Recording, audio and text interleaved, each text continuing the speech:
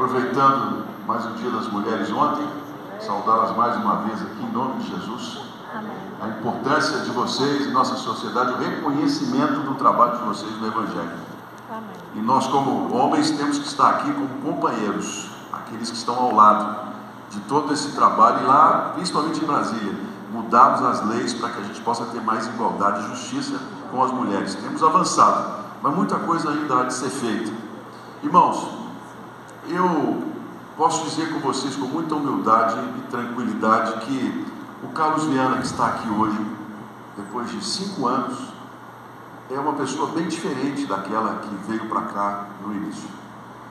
Um chamado, uma política onde nunca tive grupo político, depois de tantos anos como jornalista, e eu aceitei o convite e me tornei senador, graças a Deus, com quase 4 milhões, 3 milhões, 600 mil votos, e eu mesmo não entendia muito como isso se daria, o que aconteceria. Então, são 4 anos de muito aprendizado, Eu sirvo a Deus desde criança.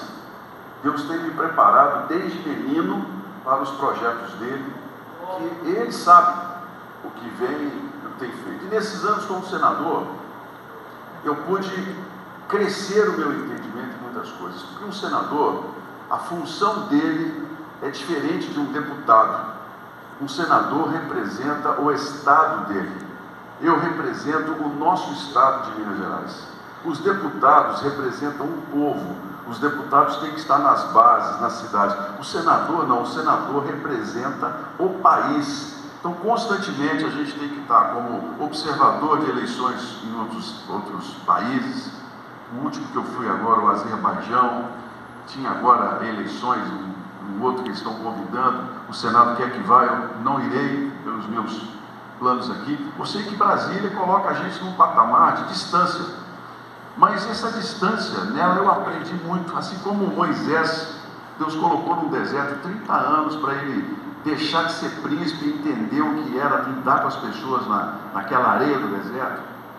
Hoje eu vejo o nosso Brasil, o tanto que as pessoas admiram o nosso país, o tanto que nós somos capazes de realizar, o tanto que nós temos condições de crescer, que fomos abençoados, mas um país que dá 3 passos para frente, 2 passos para trás. O mundo olha ao Brasil com muita atenção, e nós aqui muitas vezes não conseguimos fazer com que a gente desenvolva tudo aquilo que nós podemos, e nós estamos ficando atrasados. Nós estamos com nossas crianças nas escolas. O Brasil, nas escolas públicas, hoje está mais preocupado, e nós estamos lutando contra isso, em levar partidos políticos para as escolas públicas, e nós esquecemos do conhecimento. O presidente Lula foi muito infeliz ao falar de Israel, que está se defendendo de um ataque covarde. Eu fui a Israel em dezembro do ano passado, fui a Gaza, e vi o quanto Israel foi machucado naquele ataque covarde do dia 7, e eu me manifestei. E há um genocídio sim, mas é um genocídio do conhecimento para as nossas crianças no Brasil. E hoje eu digo com tranquilidade, às vezes ano passado, quando tivemos a troca de governo, vi muitos pastores fazendo discursos apocalípticos. A igreja vai ser perseguida, os cristãos isso, os cristãos aquilo. Não vai. Nós não seremos perseguidos por governo nenhum. Tirem isso do coração de vocês. Tanto que passou um ano, não aconteceu absolutamente nada. A gente precisa tomar muito cuidado com as vozes daqueles que entendem que perseguição para nós cristãos é parte da nossa trajetória, e que nós não temos medo dela, mas ela não virá. Sabe por que não vem? Porque política é força, política é grupo, política não se faz sozinho, política se faz por representação, como o pastor Divino tem uma representação. E em Brasília, como senador, eu fundei a Frente Parlamentar Evangélica do Senado. Somos efetivamente 11 senadores evangélicos.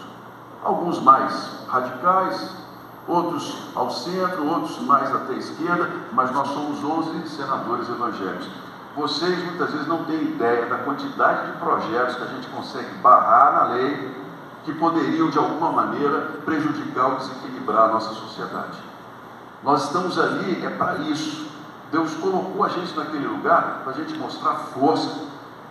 Todas as vezes eu acredito que vocês veem no jornal assim, o PT quer se aproximar dos evangélicos.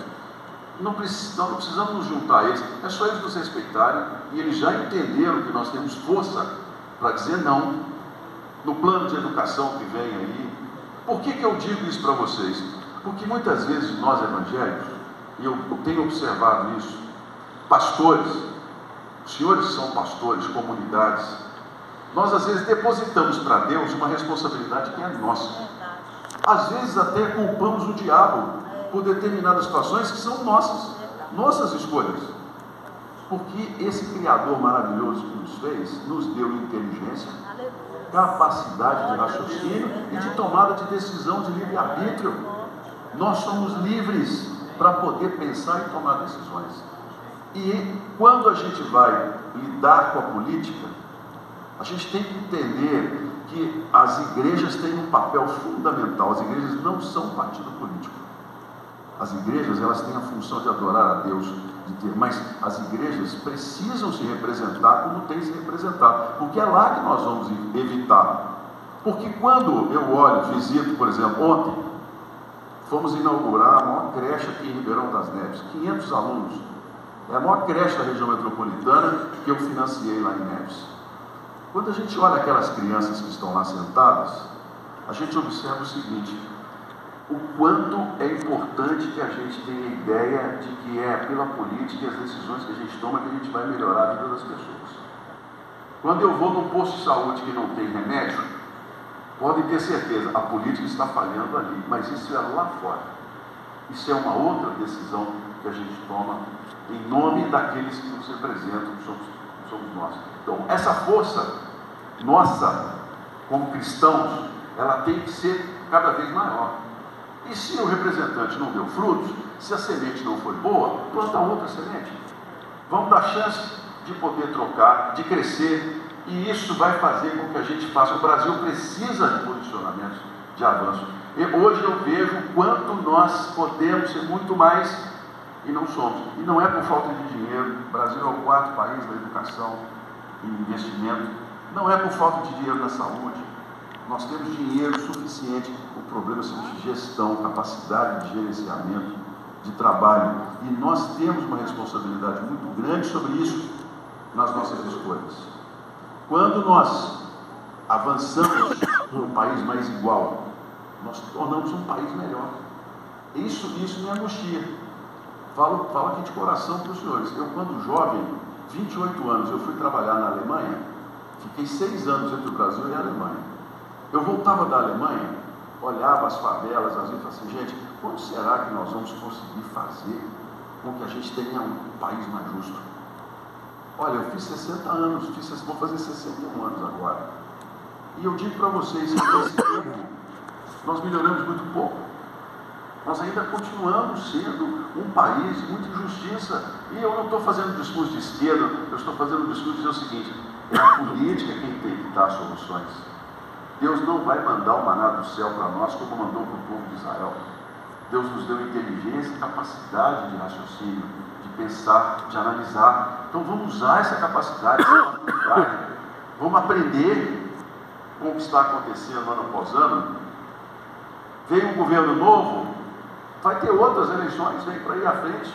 Vamos acreditar nesse futuro. É a minha palavra de tranquilidade para vocês. Aqui é teu coração.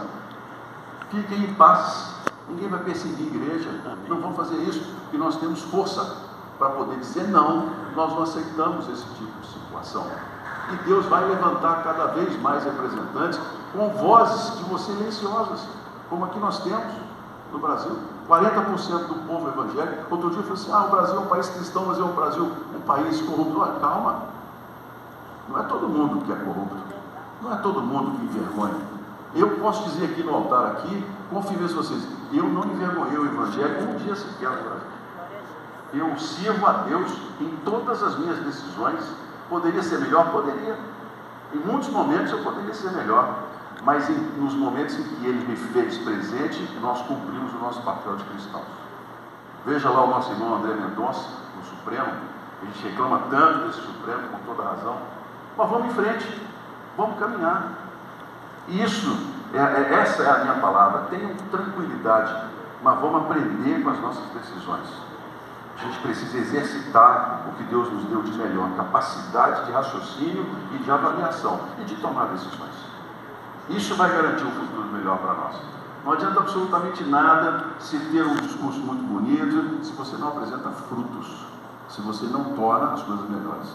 Por isso quero agradecer ao pastor Divino a possibilidade de voltar aqui, pedir uma oração de vocês, porque da mesma maneira que senti no meu coração o desejo de candidatar ao Senado, no momento em que eu estava com tudo pronto para outro projeto fora, Deus me chamou, agora colocou no meu coração o desejo de servir Belo Horizonte como prefeito. Então estou trabalhando, orando por isso e colocando, pedindo a todos, pensem sobre isso, pensem sobre o que nós precisamos para melhorar essa cidade e torná-la mais justa. Essa oração de vocês para mim é fundamental nesse trabalho de sabedoria para entender o que Deus quer. Deus abençoe a todos. Muito obrigado, pastor Gil. Amém.